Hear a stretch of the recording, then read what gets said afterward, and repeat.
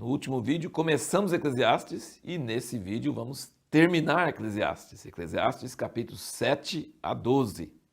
E continuando então os pensamentos de Salomão sobre a vida de modo geral, um homem muito rico, fazia o que queria, fez tudo o que podia fazer para ver se resolvia, para ver se enchia o vazio, nada. E um homem muito sábio, que tinha sabedoria vindo de Deus. Então é um livro inspirado por Deus, apesar de falar umas coisas que vão contra qualquer coisa que a gente fala sobre pensamento positivo e fé e tudo. Então muitas pessoas ficam encucadas com esse livro e tem até problema. E não vejo problema nisso, só não duvide. Está na Bíblia porque é de Deus, é a palavra inspirada de Deus e tem utilidade. Agora, você tem problema com alguma coisa, fique com problema, guarda isso, porque em alguma hora alguma revelação vai chegar nesse seu espírito. Então, isso que eu sempre falo sobre a Bíblia, você tem que interagir com ela. Deus não quer que você só baixe a cabeça e escute tudo, não. Ele quer que você pense, que você interaja, que você medite, que você questione. Ele gosta disso, mas não duvide de que é a palavra de Deus. É uma coisa que não está contradizendo. Você que não está, às vezes não está entendendo, mas não está contradizendo. Nada na Bíblia contradiz, desfaz o que a outra parte fala. Nada. E aqui, então, se você vê, continuar no mesmo pensamento que nós estávamos falando no outro vídeo, se você olhar só para a vida terrena, debaixo do sol, nada faz muito sentido, porque ele diz aqui que o sábio morre igual o tolo. E depois os dois acontece a mesma coisa. O rico e o pobre, o justo e o ímpio.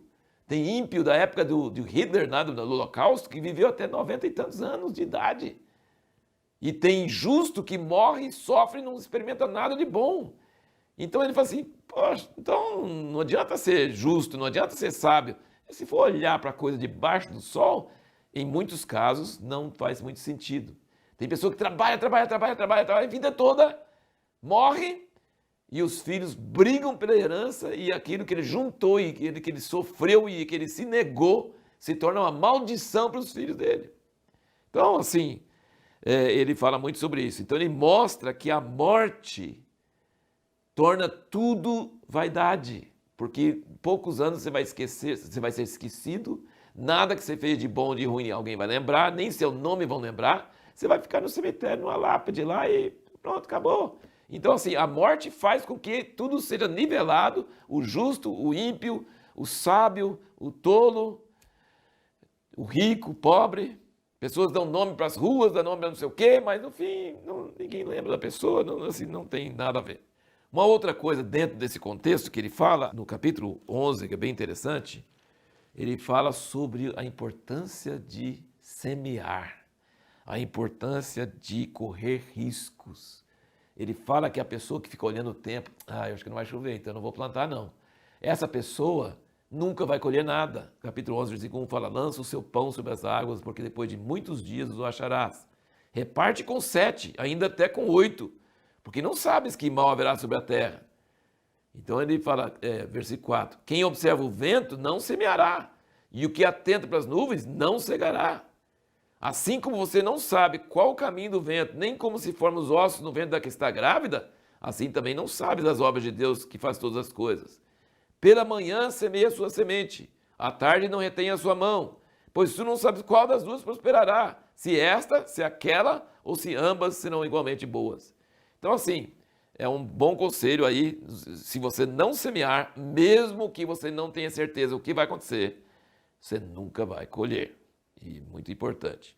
E aí tem muitas coisas, nós comentamos no outro vídeo sobre a casa da tristeza, né? E sobre como a tristeza e o luto fazem você chegar mais perto de Deus e entender mais a realidade do que a frivolidade de festas onde ninguém fala nada sério, pode ser inimigo total, mas está com aquela falsidade total junto e aquelas risadas vazias, roucas, e isso não leva a nada, não te ensina a viver de um modo que seja de algum propósito certo. Mas durante o livro, ele sempre fala, é bom você buscar sabedoria, é bom você ser justo, mas ele, pelo jeito que ele fala, parece que não adianta muito não, né? Porque acontece a mesma coisa com todos eles. Aí, essa pergunta que nós fizemos no último vídeo, que é muito importante.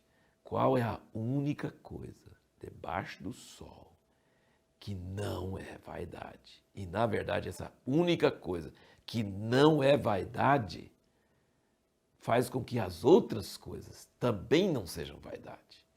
É o fim do livro, que ele diz aqui. O capítulo 12, versículo 13, diz, este é o fim do discurso.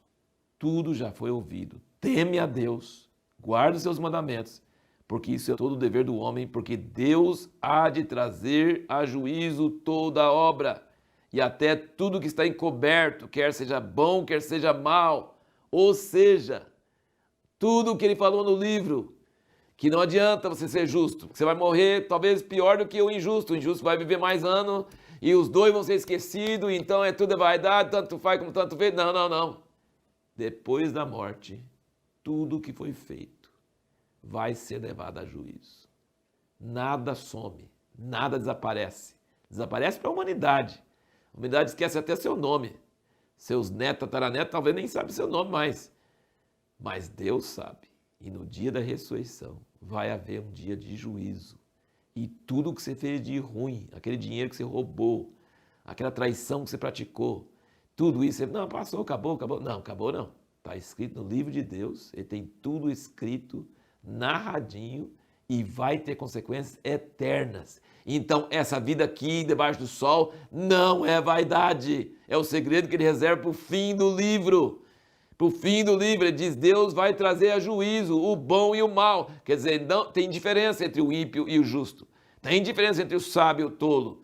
Tem diferença na maneira que você usa o teu tempo, usa o seu dinheiro. Tem diferença. Não aqui na terra, talvez não.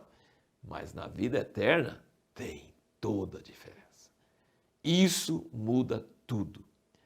Conta-se uma história de um missionário que trabalhou muitos anos num país estrangeiro, sofreu muito, passou fome, passou tortura, passou, sei lá, eu contando a história como eu lembro dessa história.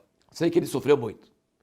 Quando ele voltou para casa, depois de velho, estava no navio, depois de anos lutando para Deus, fazendo a obra de Deus, servindo a Deus, sofrendo, deu a vida por outras pessoas, deu a vida abnegadamente. Ele estava nesse navio e chegando de volta no porto do seu país.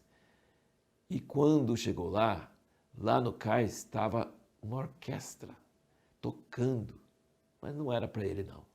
Era para um famoso popstar, um artista que estava no navio também. E ele falou, Deus, que injustiça. Esse cara não fez nada. E tem uma banda, uma orquestra assim para receber o cara, elogiar ele, para enaltecer ele. E eu cheguei, ninguém, nenhuma viva alma, eu chego aqui. E nada, eu dei minha vida toda. E essa é a recepção que eu ganho. E aí Deus falou para ele, isso aqui não é seu lar e você não chegou ainda. Ou seja, o cantor, o artista, ele chegou no fim da vida dele, quer dizer, ele chegou no alvo dele, ele ganhou os louros dele, mas você só vai receber isso quando você morrer e for para a glória, aí você chegou em casa. Então assim, você vai ter uma recepção à altura, percebe a diferença? Então a morte, se a morte é o fim, tudo é vaidade. Se a morte é o fim, tudo é vaidade. Agora, se a morte não é o fim e existe um Deus, tudo o que tem debaixo do sol tem valor, tem importância. O que você faz, o dinheiro acaba, isso tudo acaba. Mas as ações boas e más, o caráter, as boas ações, as más ações, elas são guardadas no livro de Deus. Então, toma cuidado. Entenda isso, e isso que nos dá esperança, isso que nos faz ter alegria, isso que nos faz dar graça. Então, Eclesiastes é um livro meio deprimente, mas é bom, fura o balão, faz a pessoa cair em si e entender que a vida não é essa vida aqui.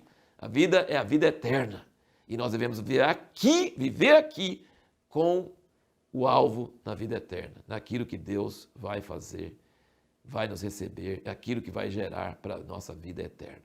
Então, Eclesiastes, nesse sentido, é um livro muito impressionante. E essa descrição dele, por exemplo, da morte, aqui no capítulo 12, é uma descrição assim poética, né? Fala, antes que escureça o sol, no dia em que tremerem os guardas, cessarem os moedores e tal, as portas da rua se fecharem. É muito lindo a poesia, a literatura, a descrição. É uma obra de arte. Eclesiastes é uma obra de arte, como todos os outros livros das Sagradas Escrituras.